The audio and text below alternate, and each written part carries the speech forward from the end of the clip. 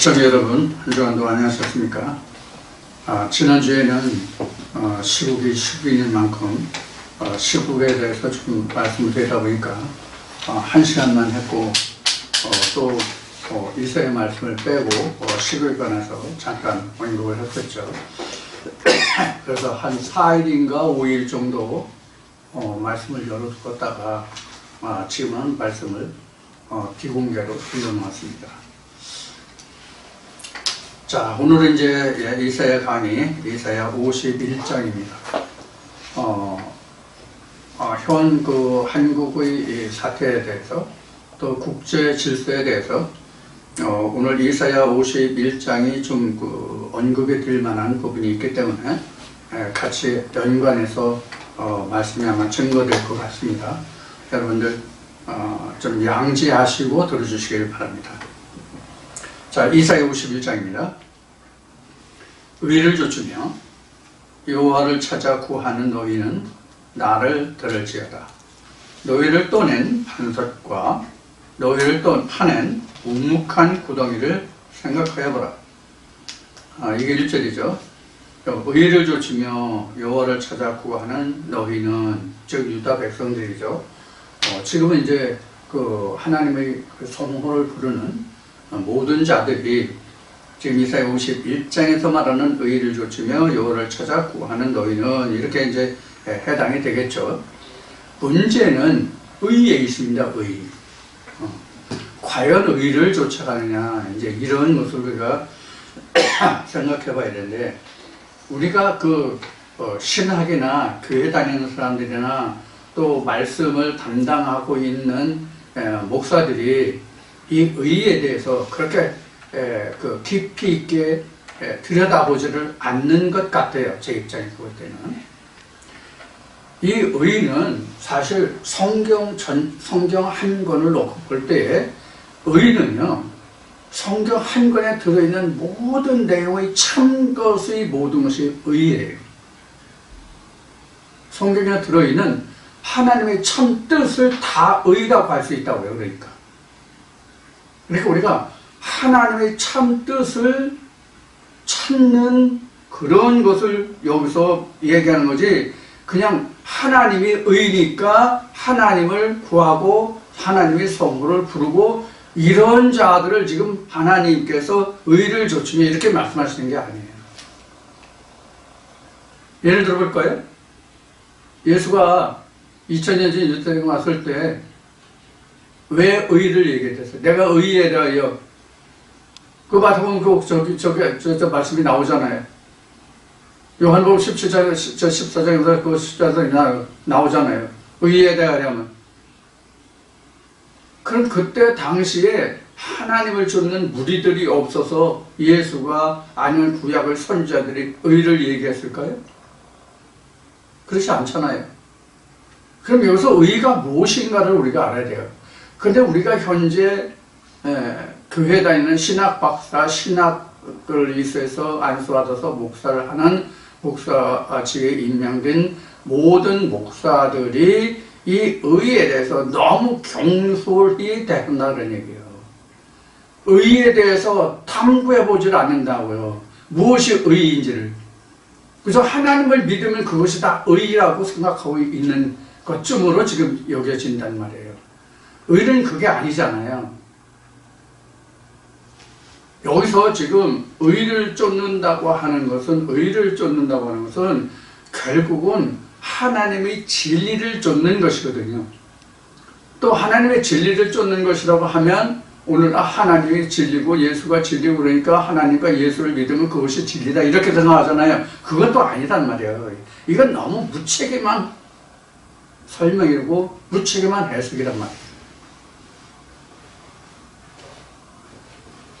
의에 대해서 설명한 가장 근본된 말씀이 어디냐면 아브라함 때거든요. 아브라함이 하나님을 믿으니 이를 의로 여기셨더라. 그래서 거기서부터 발언해가지고 그가 하나님과 언약을 하고 너는 이제부터 아브라함이라 하라 하는 아브라함의 이름을 얻게 된다고요. 자, 그러면 여기서 지금 제가 설명드리는 것에 대해서 지금 여러분들은 무엇을 지금 힌트를 얻으셨어요? 힌트 얻으신 게 뭐예요? 의라 함은 하나님의 생명책에 기록된 이름을 받을 수 있는 자가 의예요. 그가 의를 가진 자예요. 그가 의를 쫓는 자예요. 교회를 다니고 여호와의 성호를 부르고 예수 이름을 부르고 믿는다고 해서 의에 이른 게 아니에요. 쉬운 얘기로 다른 말로 하면 하나님이 너는 내 이름으로 지명하여 불렀다 하는 그것이 바로 의예요. 그럼 언약이 각자에게 있는지를 우리는 살펴봐야 된단 말이에요. 여기에서 우리가 세상적으로 얘기하면 비판과 이성과 감정, 감성을 이야기할 수 있어요. 비판과 이성이라는 것은 자기의 이성을 쫓아서 자기 지식, 지혜, 명절 이런 것을 다 쫓아서 비교, 분석, 판단한 결과가 비판이에요. 비평이고. 이것을 오늘 왜 이런 의미를 두고 자세히 설명을 드리고 있는가 하면 지금 우리나라가 박근혜 대통령부터 지금 윤석열 대통령까지 지금 두 번째 지금 대통령 탄핵에 이르렀잖아요. 그럼 박근혜 때는 우리나라 백성들이 우왕좌왕 이것저것 몰라서 그냥 휘몰아치는 태풍에 몰려 쓰러져 넘어졌다 할지라도 지금은 그것을 통해서 우리가 비평과 이성과 비평을 할 수 있는 수준에 이르렀어야 된단 말이에요. 지금 윤석열을 내란 수괴라고 얘기하잖아요. 그럼 누가 내란 수괴라고 지금 재판을 해서 재단을 해서 그것이 이성과 비평을 통해서 그 내란 수괴라는 어떤 제목이 나왔어요? 아직 헌재에 회부됐지만 헌재에서 아직 심리도 들어가 있지 않다고. 그럼 이걸 누가 꺼낸 말이냐? 야당이 꺼낸 말이잖아요. 야당이 이 윤석열을 끌어내리려고 한 거잖아요. 그러면 각종 언론이 있잖아요. 언론이 또 그 말을 그대로 받아서 내란 수괴라고 똑같이 얘기하고 있다고요. 종교계는 어떻게 돌아가고 있는지 모르겠어요, 지금요. 정의구체 사회대인가, 정구제인가, 똥구제인가는 지금 대통령을 대놓고 욕하고 일어냈죠? 매체에 보도됐죠? 저도 사실은 윤석열 대통령 현 정부에 대해서 그렇게 호의적이지 않았어요, 사실은.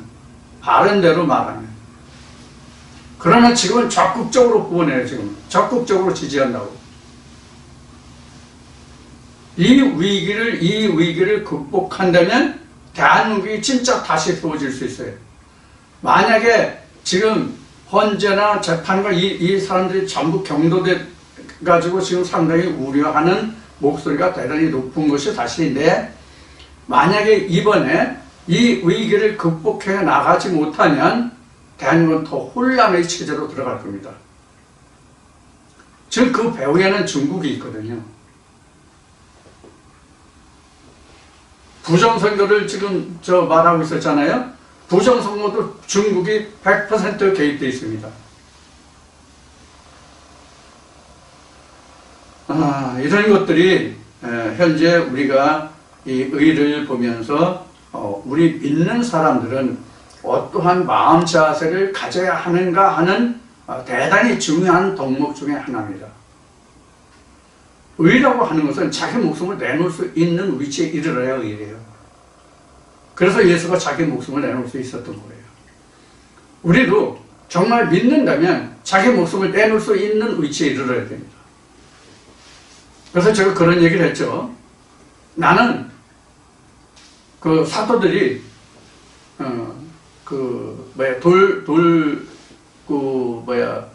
돌팔매를 맞고 죽고 그랬잖아요. 나는 절대 할 수 없다. 나는 인간이기 때문에.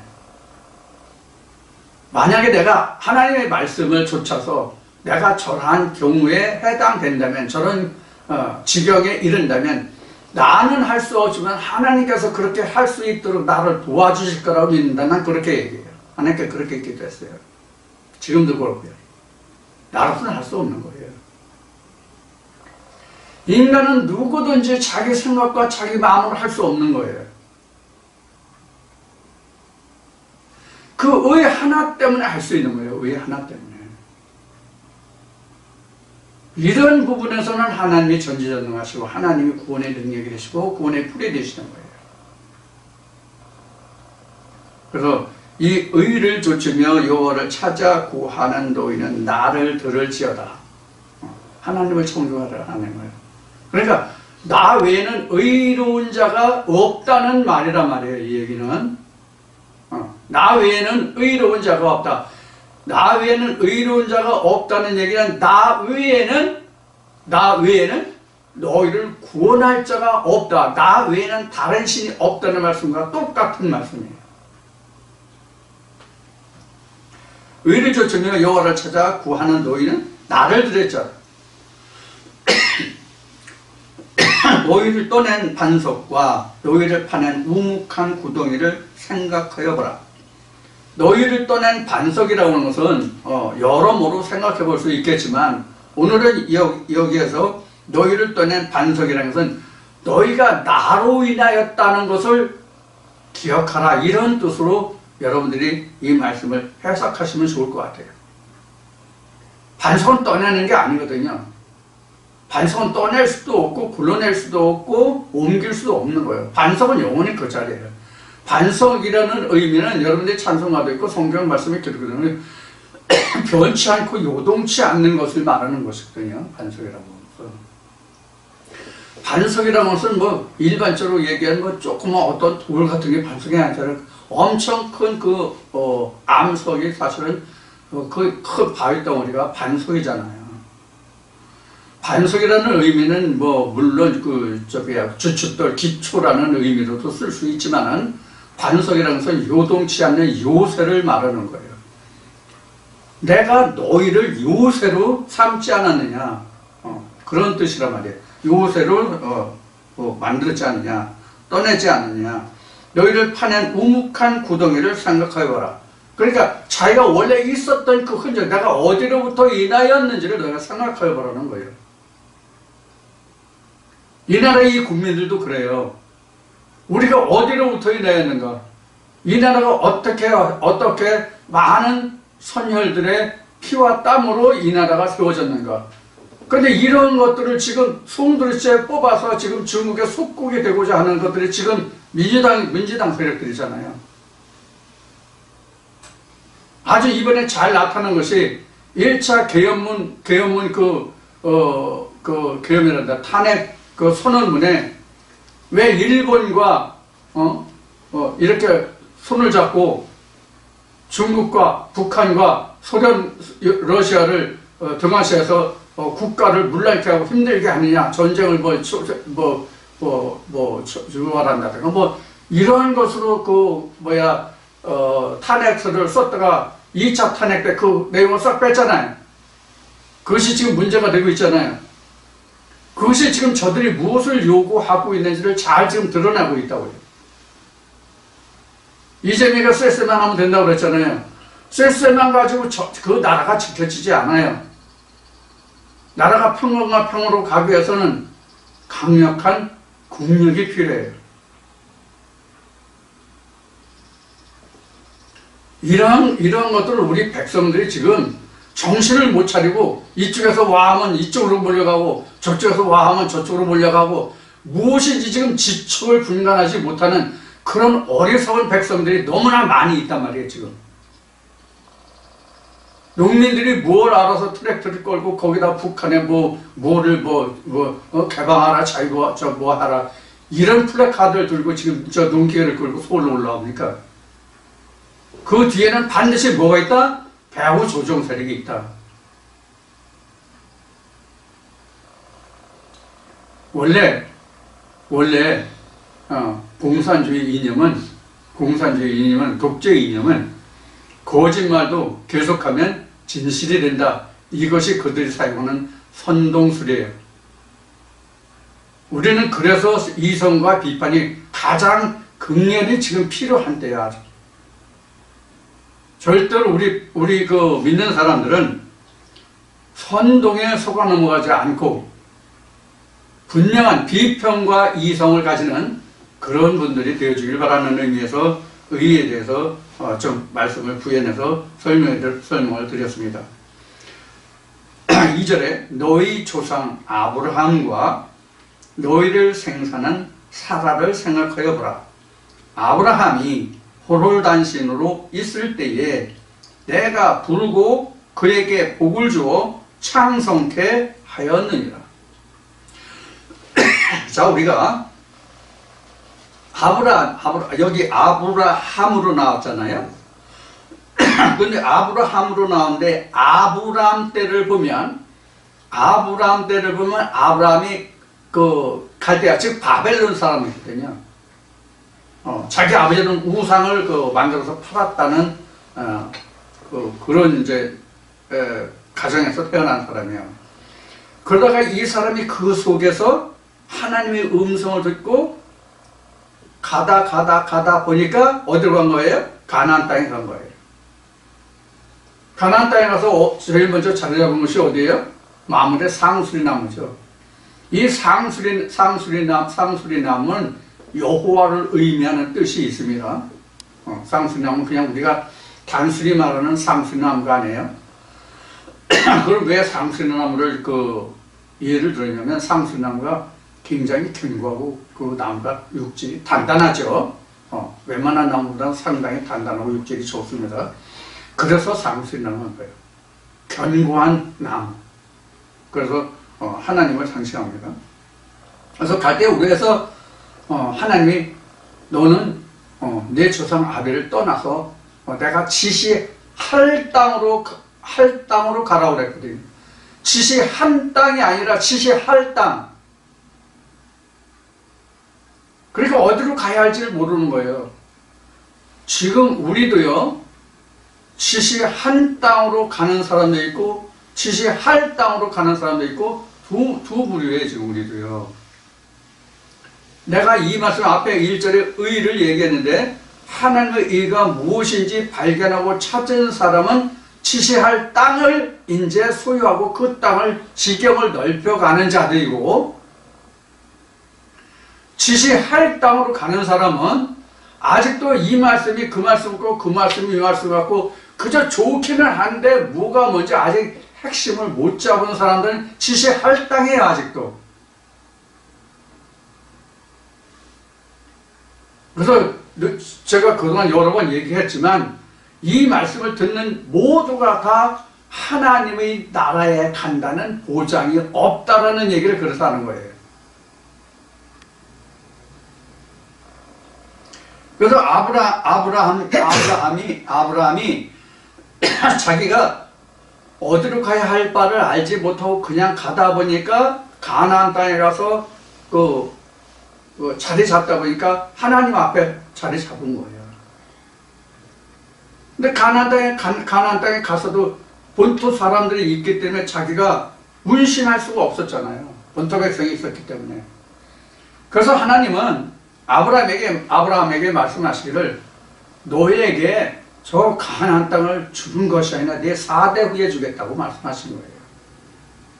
왜? 가나안 땅에 죄가 많긴 한데 죄가 아직 관영치 않았다. 죄가 가나안 땅에 가득 차 넘치지는 않았다. 이런 뜻이란 말이에요. 하나님의 의가 나타나는 때는요, 죄가 아주 넘쳐 흘릴 때예요. 악이 넘쳐 흘릴 때가 하나님의 섭리하심이에요. 그래서 그때를 우리는 말세라고 얘기하는 거라면 세상 사람들이 통틀어 말씀하실 때 이것을 말세라고 하는 거예요. 세상이 뒤집어지는 거죠. 그러니까요. 지금 우리나라도 세상이 뒤집어져야 됩니다. 완전히. 혁명이 일어나야 되는 그런 순간이에요. 그렇지 않으면 이 나라가요, 조용히 침몰해 갑니다.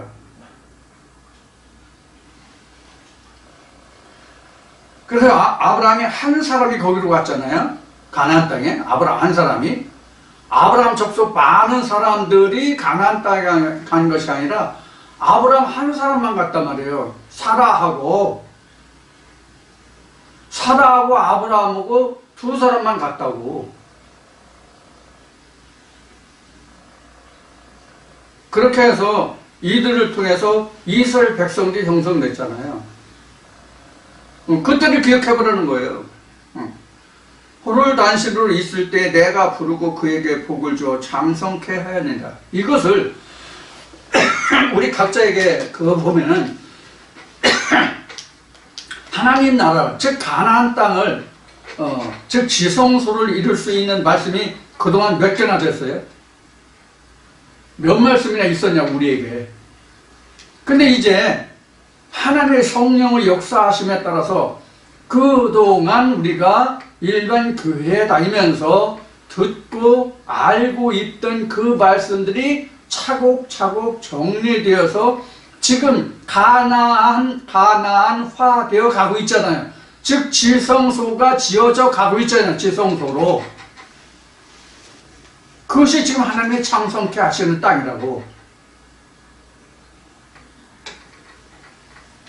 이런 역사를 자기가 자기 마음속에 어떻게 하나님 나라로 지어져 가고 있는지 자기가 이것을 목도하지 못하면 그것도 헛된 거예요. 내가 어느 만큼 잘하고 있는지 자기 모습을 자기가 스스로 깨닫지 못하면 그것도 헛된 거라고.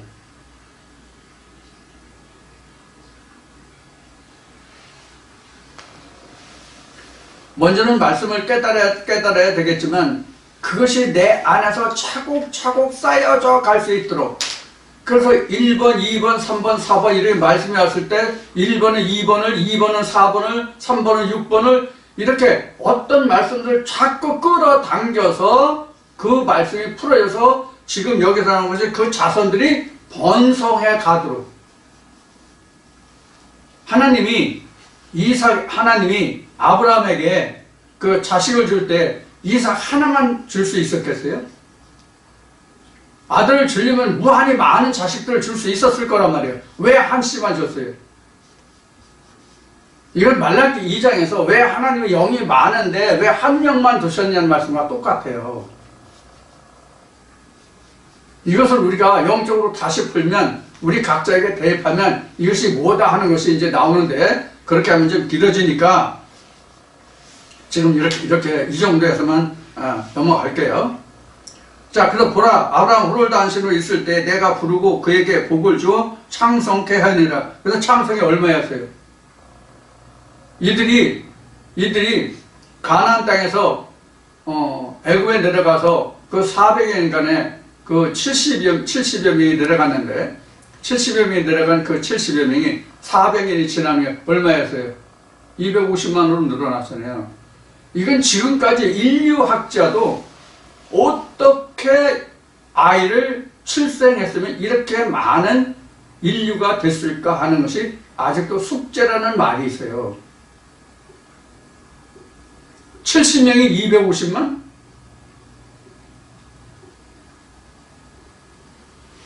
거의 300만이란 말이에요. 20세 이상으로 전투에 참여할 수 있는 자만 63만이었으니까 그 가족이 그 한 사람하고 자식 둘하고 그때 당시로 봐서 그 부모 둘하고 하면 넷이잖아요. 그러니까 60만에 4배면 6, 4, 24, 2,400만, 2,500만 이렇게 계산하는데 3천만 원 됐을 거라고, 300만 원 됐을 거라고.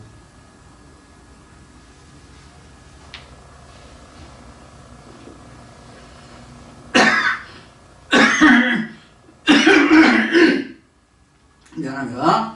자, 그래서 이제 3절 보면 대저 나 여호와가 시온을 위로하되 그 모든 황폐한 곳을 위로하여 그 광야로 에덴 같고 그 사막으로 여호와의 동산 같게 하였나니 그 가운데 기뻐함과 즐거움과 감사함과 창파하는 소리가 있으리라. 이렇게 이제 있으리라고 했으니까 지금 있다는 얘기가 아니라 지금 됐다는 얘기가 아니라 그렇게 된다는 얘기잖아요. 여기 지금 뭐 사막도 나왔고 황폐도 나왔고 이런 단어들이 나왔는데 이것이 지금 뭘 얘기냐면 황폐한 우리 마음을 얘기한단 말이에요. 이때 당시는 유대 땅과 이 사람들이 살아갈 땅이었지만 실제로 하나님이 아브라함과 아브라함가 아니라 모세와 말씀하실 때는 젖과 꿀이 흐르는 가나안이라고 그랬잖아요. 그런데 실제로 이스라엘 백성들이 간 땅은 젖과 꿀이 흐르는 땅이 아니었어요. 여러분들도 지금 아시는 것처럼 이스라엘 지경이 지금 사막지더라고.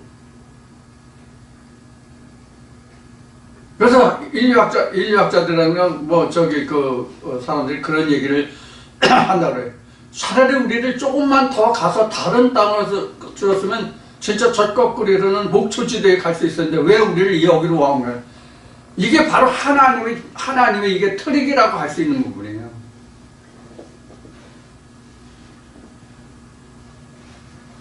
인간은 감히 생각할 수 없는 곳에서 하나님의 일하심을 하나님의 백성들로 하여금 깨닫게 하심이에요. 그것이 가장 좋은 예가 뭐냐면 이스라엘 백성들의 출애굽을 통해서 광야지대에서 그들이 심지 않고 가꾸지 않고 우물을 파지 않아도 그들이 먹고 살고 할 수 있는 것을 하나님이 보여주신 것이란 말이에요. 그래서 이스라엘 백성들이 광야에서 만나를 먹고 메추라기를 먹고 그들 굶지 않고 살 수 있었던 것은 말씀에 기록한 바와 같이 너희가 너희 노력으로 사는 게 아니라 믿음으로 말미암아 살리라. 이스라엘은, 이 백성들은 그런 말씀이 성경에 기록되잖아요. 마찬가지로 우리도 우리 마음속에 풍성한 양식이 있게 하심이 하나님의 역사하심이란 말이에요. 만약에 하나님이 우리 마음속의 땅을 가나안 땅으로 비옥한 땅으로 변화시켜 주지 않으면 황무지가 장미꽃같이 피는 것을 볼 때에라는 찬송과 같이 우리 마음에서 하나님을 향한 영원한 생명의 양식이 만나가 나올 수 있겠냐고.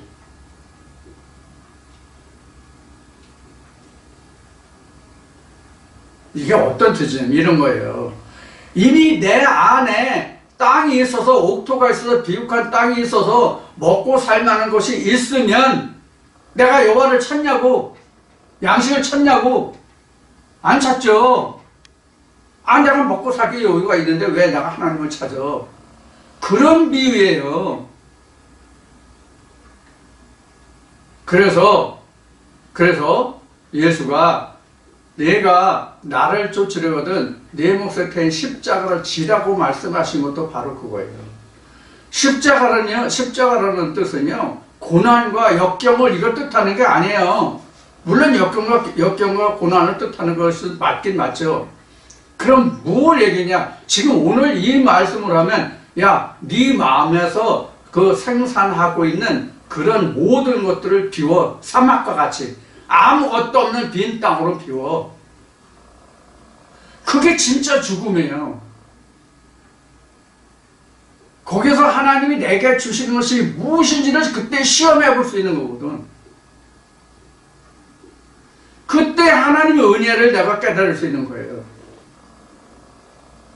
내가 지금까지 이렇게 해서 여기까지 왔는데 당신이 하는 얘기나 내가 그동안 겪은 거나 똑같아. 그럼 나는 내 방식으로 이렇게 된단 말이야. 그러니까 그 땅이 빈 땅이 안 돼. 사막이 안 된다고. 사막이 안 되면 여호와께서 경영하는 땅이 될 수가 없어요. 이게 십자가의 죽음이에요. 진정한 십자가의 의미는. 근데 우리는 하나님을 알 때, 성경을 말하고 할 때 뭘 하려고 합니까? 다 자기가 배운 거, 그동안 겪은 거, 이런 것으로 하려고 하잖아요. 이건 황무지가 아니에요. 빈 땅이 아니에요.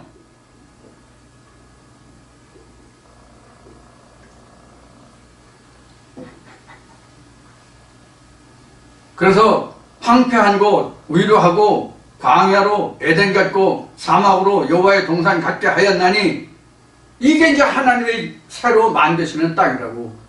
이게 마태복음 13장으로 하면 이것이 진짜 옥토예요. 여호와께서 내 마음을 경영하시는 그때가 내 마음의 옥토라고. 그럼 그 옥토는 어떻게 만들어지느냐? 내가 사막 황무지가 됐을 때 하나님이 내 마음을 옥토로 만들어주신다고. 그러니까 나도 이만저만에 나도 이렇게 깨달아서 너만 아니냐 이런 마음을 가지신 분들은요, 그 마음 싹 버리세요. 하나님께 교만이고 오만이에요. 저도 이 말씀을 받아서 오늘날까지 증거하고 전하고 있지만, 저도 하나님과 한 번도 안다고 한 적이 없어요. 솔직히 말해서. 하나님이 말씀해 주시면이와 그런 뜻이에요. 하나님이 말씀해 주시면이와, 그렇지 않으면 내가 무엇을 말할 수 있겠나이까.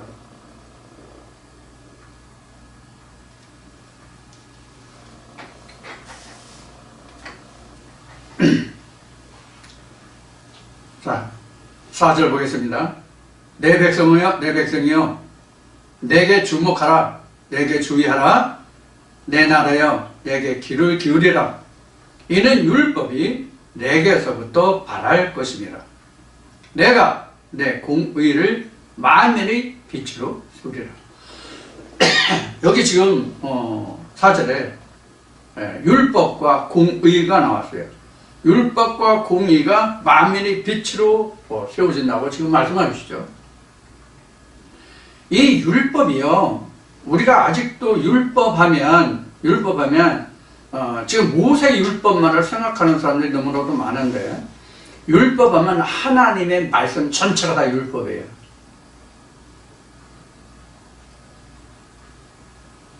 근데 율법이 사도 바울이 얘기했듯이 표면적인 율법과 이면적인 율법이 있단 말이에요. 율법도 표면적 할례와 이면적 할례가 있듯이 표면적 율법과 이면적인 율법이 있다고. 표면적 유대인이 있는가 하면 이면적 유대인이 있다는 것과 같이 똑같은 말씀이라고요. 거기는 물론 표면적인 유대인과 표면적인 할례 그 두 가지만 나왔지만 모든 것이 다 표면적인 이면적으로 있단 말이에요. 성경은.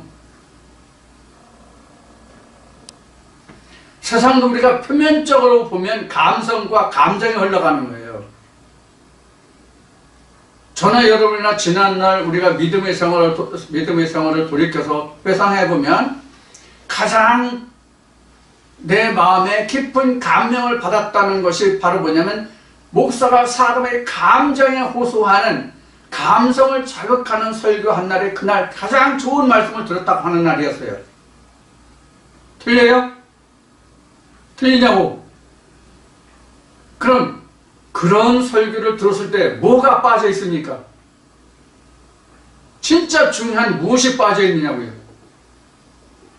이성과 비판은 빠져 있다고. 이성과 비판이. 감성과 감정이 흐르다 보면 이성과 비판은 저 멀리 뒷전에 가 있다고. 가장 중요한 것은 이성과 비판인데,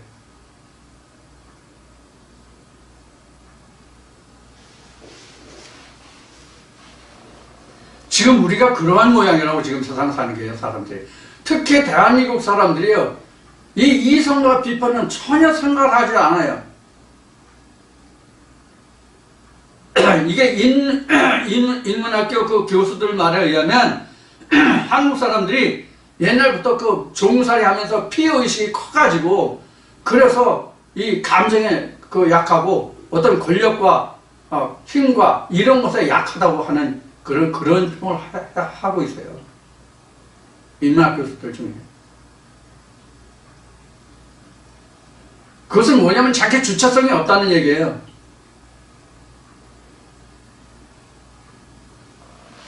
왜 주체성이 없어요? 이성과 비판의 능력이 떨어지니까 그런 거예요. 그럼 웃기는 얘기로 옛날에 코미디에 나온 얘기지만,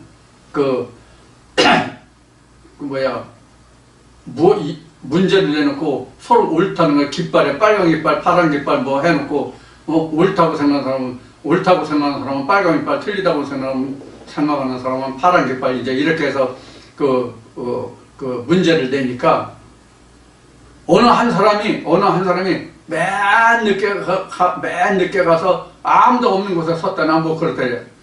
그럼 왜 그러냐고 그랬더니 사람이 많이 모인 곳에는 가지 말라고 그랬다, 자기 마누라가. 그래서 사람이 많은 곳은 가지 않아서 적은 곳으로 갔고 또 없는 곳으로 간 거예요. 이게 바로 뭐냐면 이성과 비판이 없는 거예요. 우리는 인생에 살아가면서 가장 중요한 것이 뭐냐면 흥망성쇠를 떠나서 인간다운 인간을 살아갈 수 있는 것은 뭐냐면 이성과 비판이에요. 이성과 비판이 없으면 무엇이 문제냐면요. 자아를 몰라요. 자아. 자기 자신을 모른다고. 이성과 비판이 없으면 자기를 몰라. 자아. 자기 정체성이 없는 사람이라고.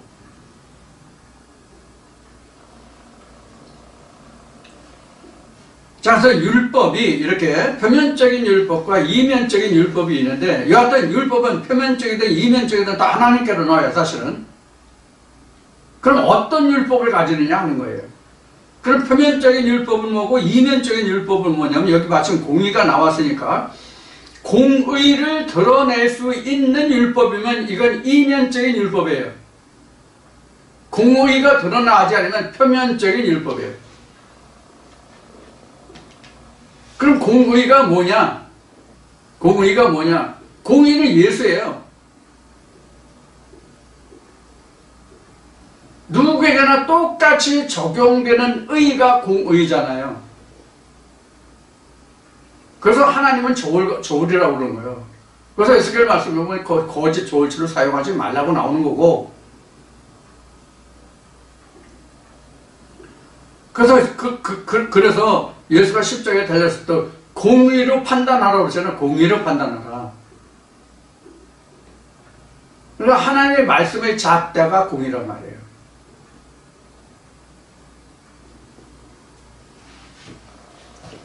그래서 공의로 판단하지 못했기 때문에 유대인들이 예수를 이방인에게 내줘서 죽게 한 거잖아요. 빌라도의 법정에서 온 게 누구예요? 유대인들이잖아요. 그들이 공의로 재판했어요. 이것이 하나님을 섬기는 예법이라고 하면서 이방인에게 내줘서 예수를 십자가에 못 박고 죽게 했잖아요. 우리도 지금 이 시대를 살면서 이러한 짓거리를 하고 있다고. 지금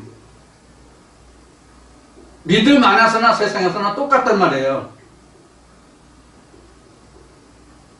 자기 정체성이 없으면 이렇게 휘말려 간다고, 세상의 바람에.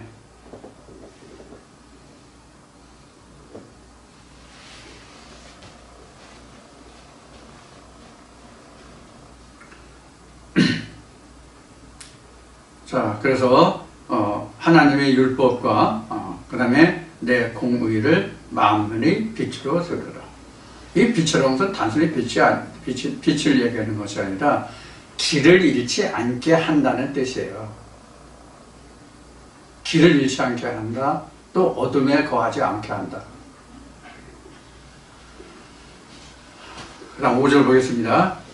내 의가 가깝고 내 구원이 나왔은즉 내 팔이 만민을 심판하리니 선들이 나를 앙망하여 내 팔에 의지하리라. 여기 지금 5절에서 내 의가 가깝고 내 구원이 나갔은즉 이건데, 지금 이 표현이 조금 앞뒤가 바뀌었다고 생각하면 돼요. 내 의가 나갔으니, 내 구원이 나갔으니 의가 가깝게 올 거다. 즉 구원이 가깝게 이를 것이다. 왜냐면 하나님의 의의 오른손이 이미 너희들 중에 나갔으니까 구원이 가까울 것이라. 이제 그런 의미가 되거든요. 그래서 내 팔이 내 의가 가깝고 내 구원이 나갔은즉 내 팔이 만민을 심판하리라. 이게 지금 여기 내 팔이 나갔다는데 그냥 팔이 아니라 여기서는 이거 하나를 더 추가하는 게 좋을 거예요. 하나님의 의의 오른팔. 이사야 40장인가 41장인가 나왔죠.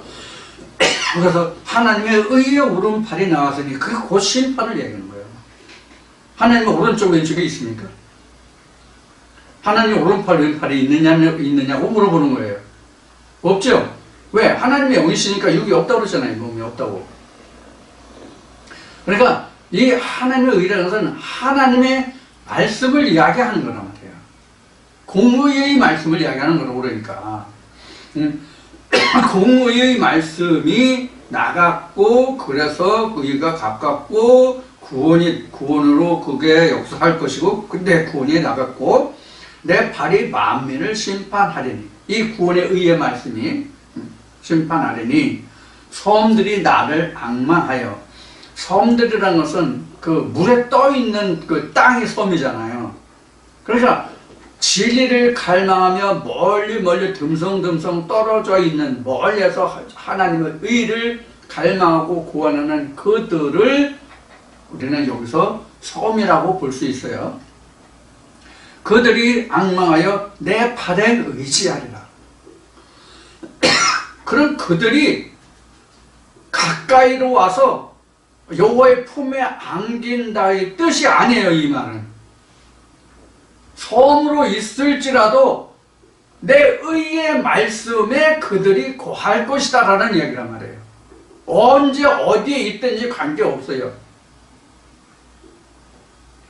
여호와의 말씀을, 의의 말씀을, 공의의 말씀을, 공의의 율법을, 공의의 말씀을 듣고 있다면 그들이 꼭 하나님 품에, 그 이스라엘 땅으로 보면 예루살렘 시온성에 이르지 아니해도 그들은 여호와의 품에 있는 것이라고. 왜? 여호와의 팔이 있으니까. 능력의 팔이 있으니까. 그 말씀이 있으니까. 그래서 내가 여기 있다 저기 있다 하지 않는다는 말씀이 그래서 있는 거예요. 여호와의 말씀을 자기가 온전히 듣고 그 말씀이 하나님의 공의의 말씀으로 자리 잡고 있다면 그것이 여호와의 구원의 팔이요 의의 오른손이라고.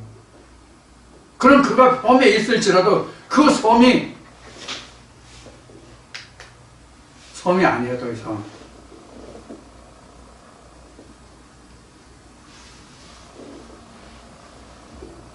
섬이라는 것은 그 물속에 있는 땅이 물 위로 드러남이잖아요. 우리 지금 모두가 다, 저녁밤에서 우리 모두가 다 물의 수면 아래에 있던 자들이에요. 다 수면 아래에 있던 자들인데 하나님의 의의 팔이 나타남으로 내가 수면 위로 드러나 있는 거예요. 지금 우리는. 그래서 나도 여러분들도 다 지금 섬이라고. 이 섬이라는 뜻은 또 이런 의미로도 해석할 수 있어요. 세상에 사람들이 많은데 다 하나님의 구원의 의의 팔에 나타난 자가 없어.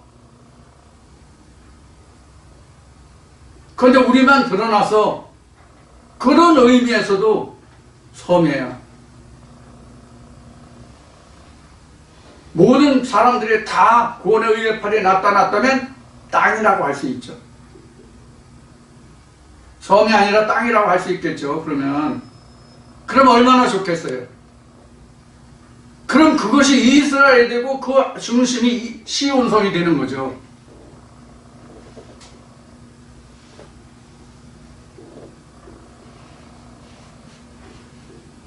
저는 분명히 지금 시국이 어렵고 힘들지만 하나님께서 언약하신 말씀이 있으니까 이와 같은 나라를 반드시 세우실 줄로 저는 믿습니다. 지금도.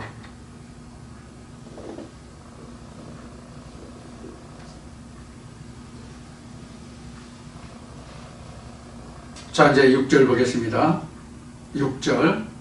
너희는 하늘로 눈을 들며 그 아래의 땅을 살피라. 하늘이 연기같이 사라지고 땅이 옷같이 헤어지며 거기에 거한 자들이 하루살이같이 죽으려니와 나의 구원은 영원히 있고 나의 의는 폐하여지지 아니하리라. 6절에 지금 상당히 의미가 깊은 그런 말씀이 되겠죠. 너희는 하늘로 눈을 들며 그 아래의 땅을 살피라. 그러니까 하늘과 땅을 살피란 얘기죠. 하늘과 땅을 살피는데 그 결과가 어떻게 되냐면 하늘이 연기같이 사라지고 그 땅이 옷같이 헤어지며 거기에 거한 자들이 하루살이같이 죽는다 이렇게 되죠. 여기서 하늘과 땅이라는 것은 뭐냐? 하늘은 지도자들이 하늘이 될 수 있어요. 땅은 그 추종자들이 땅이 될 수 있어요. 그리고 그를 따르는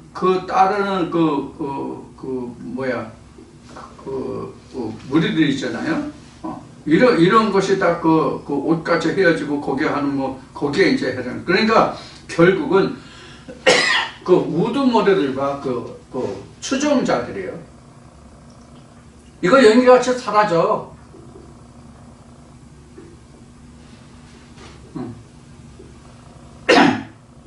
그리고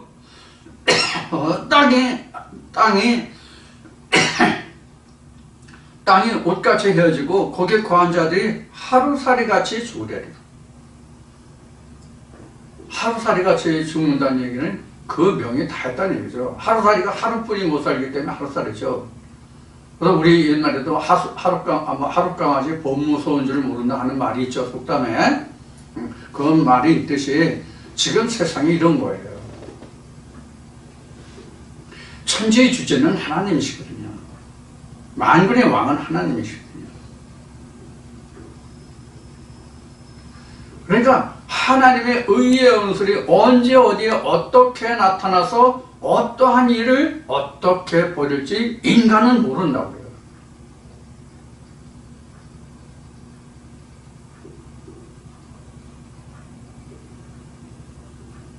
우리는 과학 문명이 발달해서 편안히 누릴 거 다 누리고 사는 이때가 사실은 가장 위태로운 시기예요. 오래전에 이미 말씀드렸습니다만은 지금 과학이 더 갈 데가 없어요. 지금 전자과학 위로 올라갈 게 없다고. 전자가 뭐냐면 빛의 과학이거든요. 사실은 빛의. 현재 AI 로봇 AI 지금 AI 시대라고 많이 얘기하잖아요. 지금 드론 얘기하고 하잖아요. 이거 다 빛이에요. 그 전자를 움직이는 그 모든 것이 다 빛이라고 전파로 움직이거든요. 그거 다. 그래서 지금 시대의 끝이라고 봐야 돼요. 그래서 지금 세계의 전쟁이 곳곳에서 지금 드론 얘기 많이 하죠.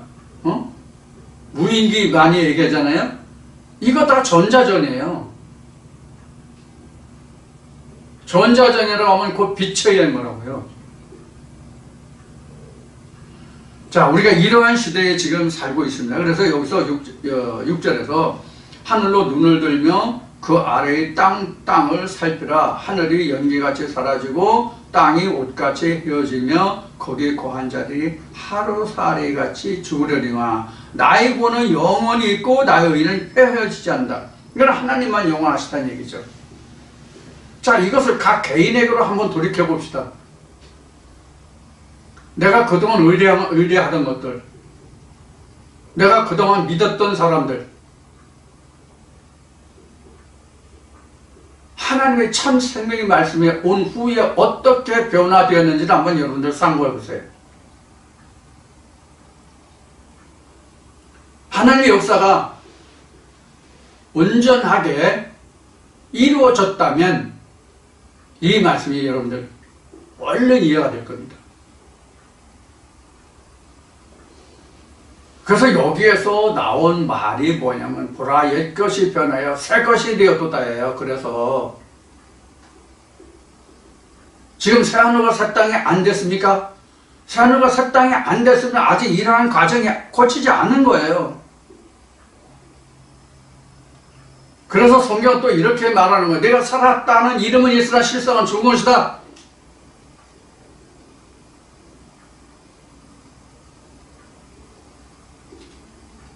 겉이 중요한 게 아니라 우리는 실상이 중요한 거예요. 실상이. 부자와 거지 나사로를 부자와 거지 나사로를 한번 생각해 보세요. 겉보기는 누가 살았습니까? 부자가 얼마나 좋아요?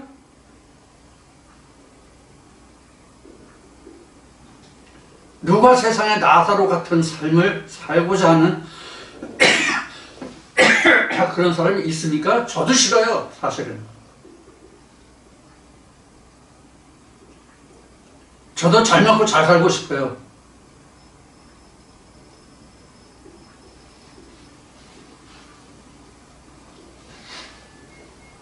그것이 지금 6절에 기록하고 있는 말씀입니다. 그래서 나의 구원은 영원히 있고 나의 의는 헤어지지 아니하리라. 이게 영생이란 말이에요. 헤어지지 않는 거. 영원히 있고 헤어지지 않는 거. 그렇지 않은 것은 앞에 5절에서 기록한 것 같아요. 다 그 하늘과 땅이 다 없어져야 되잖아요. 그러니까 옛 하늘과 옛 땅은 다 없어져야 되잖아요. 자, 7절 보겠습니다.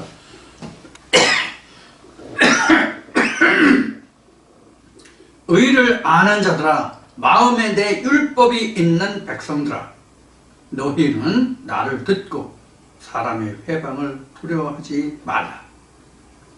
사람의 비방에 놀라지 말라.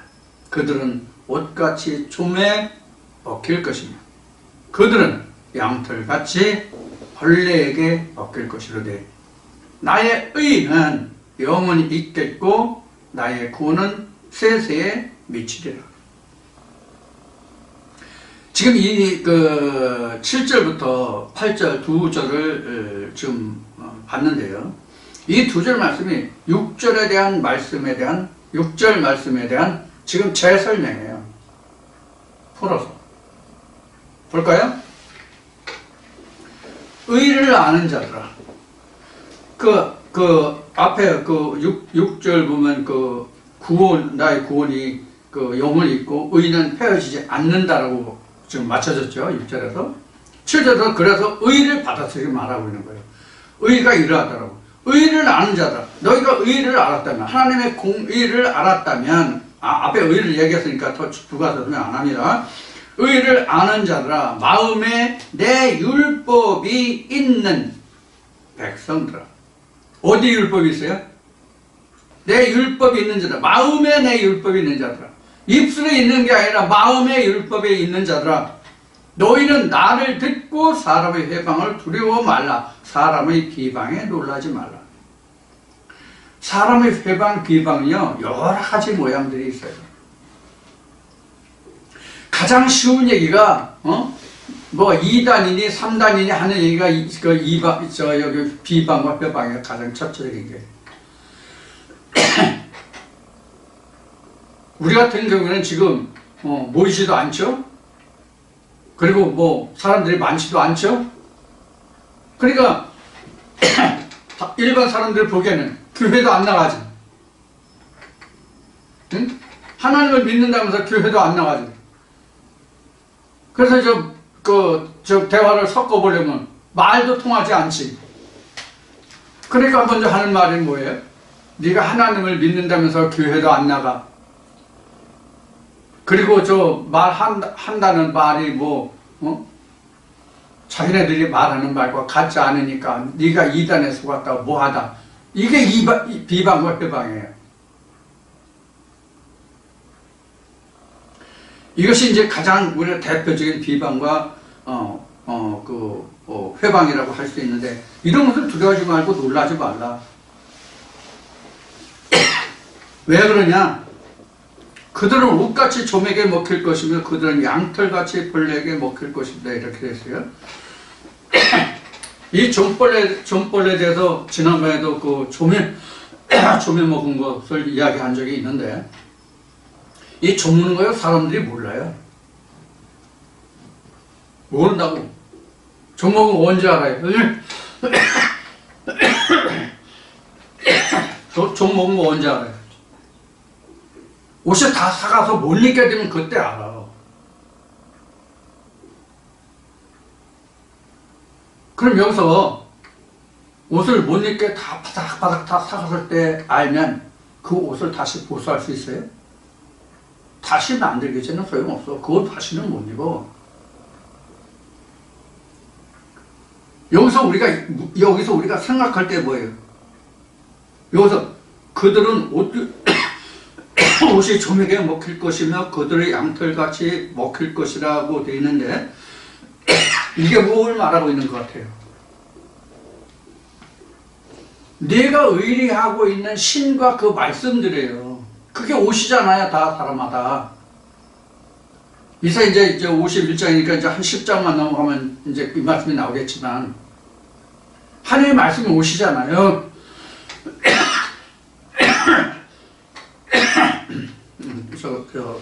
기침감기가 아직 덜 떨어져가지고 오늘 여러분들 좀 말씀을 들으시는데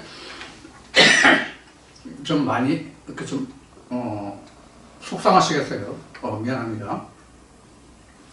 많이 좋아졌는데도 좀 그러네요. 자, 우리가 여기서 그냥 그들은 옷같이 조맥에 먹힐 것이고 그냥 옷을 생각하시면 안 돼요. 이게 구원을 얻지 못한다는 뜻이란 말이에요.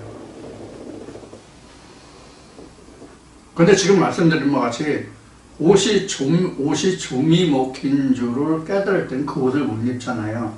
이건 언제냐면요, 마지막 때예요.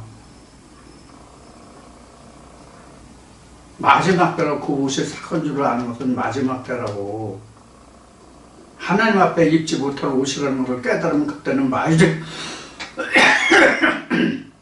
마지막 때라고.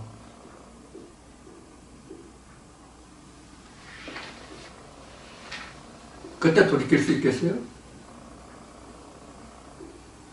그래서 하나님이 이렇게 말씀하시는 거예요. 너희가 여호와를 만날 때 만나고 찾을 만할 때 찾아라.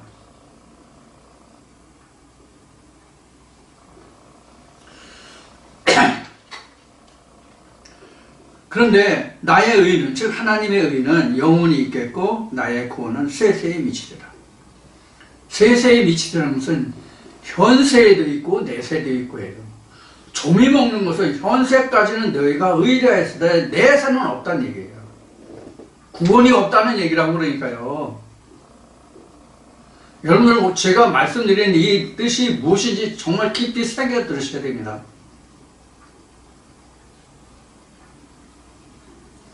세상도 마찬가지예요. 세상도 마찬가지인 것이 우리가 하나의 말씀을 내가 깨달은 것으로 듣는 것으로 끝나면 소용없는 거예요. 한 예를 드릴까요? 성경에서 히스기야가 병들어 죽게 생겼잖아요. 그러다가 자기가 벽을 향해서 기도함으로 그 기도를 하나님이 들으시고 그 아비 아하스의 일렁표를 뒤로 물려서 그 15년인가를 더 살게 하죠.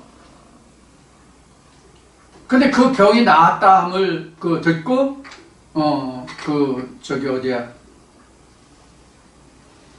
누구야 남방 여왕 누구야 간다 와서 히스기야 왕의 위문 왔죠. 병문안 왔죠.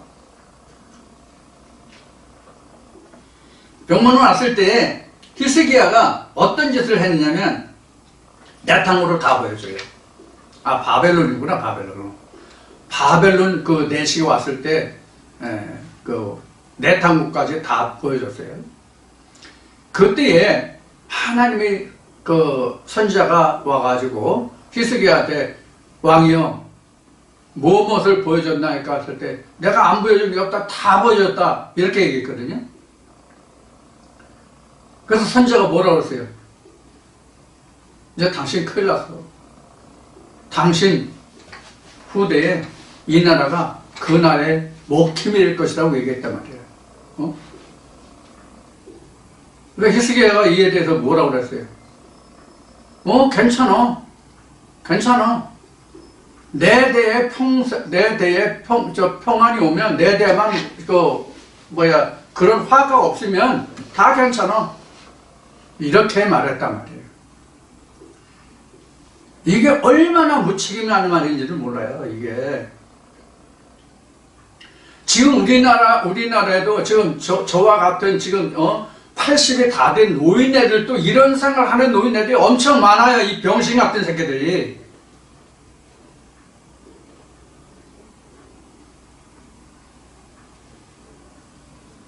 나만 평안히 먹고 마시고 쉬자 놀자 가면 좋다는 거야. 자식 새끼들은 어떻게 되든지 간에. 그럼 그 나라가 영향하겠습니까?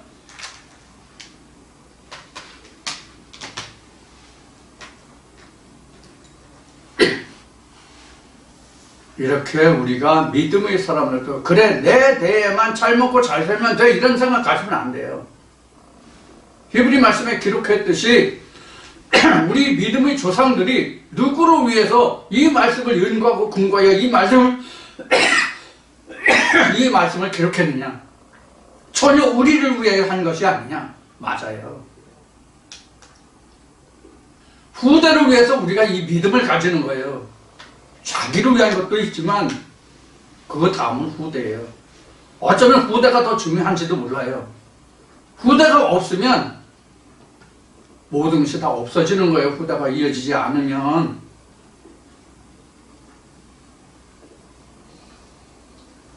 인생을 살 만큼 살고 배웠다 하는 놈들도 제 친구들 중에 그런 놈들이 많이 있단 말이에요. 지금 얼마나 안타까운지 몰라요.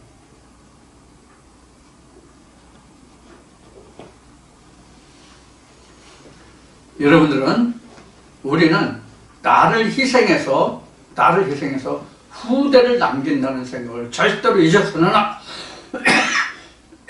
안 됩니다. 자, 이렇게 해서 이사야 51장 첫 시간 8절까지의 말씀을 살펴봤습니다. 그렇게 해서 내게 있어도 하나님의 의가 세세히 미치고 현세에도 하나님과 함께 동행하는 삶, 내세에도 하나님의 보좌에 가는 삶, 그런 하나님의 의에 함께 거하는 우리 모두가 되기를 원합니다. 잠시 쉬었다 봐요.